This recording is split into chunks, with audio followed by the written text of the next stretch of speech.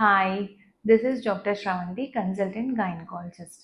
Breast feeding చేసే mothers pregnant అయితే breast feeding continue చేయాలా వద్దా అని చెప్పేసి చాలామందికి డౌట్ ఉందన్నమాట. సో దాని గురించి డిస్కస్ చేద్దాం. సో ఎవరైతే మదర్స్ యూజువల్గా ఎక్స్క్లూజివ్గా బ్రెస్ట్ ఫీడింగ్ చేస్తుంటారో వాళ్ళకి 6 months వరకు కూడా పీరియడ్స్ అనేవి రాకుండా, ఎగ్ అనేది రిలీజ్ అవ్వకుండా ప్రెగ్నెన్సీ నుంచి ప్రొటెక్షన్ అనేది ఉంటుందన్నమాట.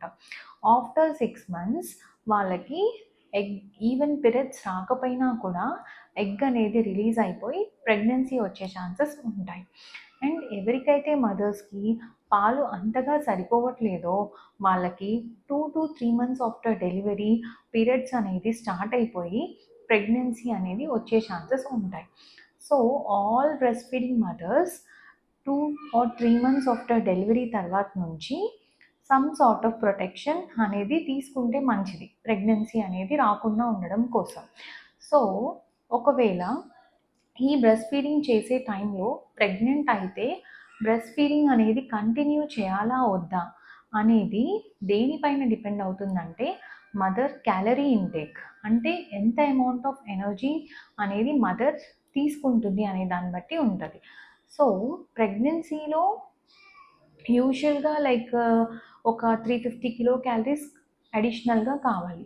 లాక్టేషన్ టైంలో ఒక 500 to 600 అడిషనల్ కిలో క్యాలరీస్ రావాలి.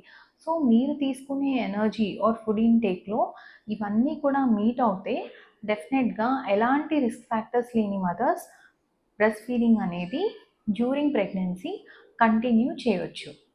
బట్ ప్రీవియస్ ప్రెగ్నెన్సీస్లో ఒకవేళ అబార్షన్స్ కానీ, లేకపోతే లో బర్త్ వెయిట్ బేబీస్ కానీ, లేకపోతే గ్రోత్ రెస్ట్రిక్షన్ ఉన్న బేబీస్ కానీ, లేకపోతే 7th or 8th monthలో డెలివరీ అయిపోయిన బేబీస్ కానీ ఉంటే గ్రాడ్యువల్గా వీన్ ఆఫ్ చేయడం అనేది మంచిది బ్రెస్ట్ ఫీడింగ్. ఎందుకంటే ఇలాంటి కాంప్లికేషన్స్ మళ్ళీ రాకుండా ప్రివెంట్ చేయడం కోసం.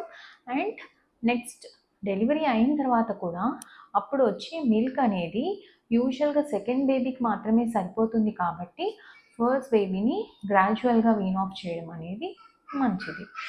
Thank you.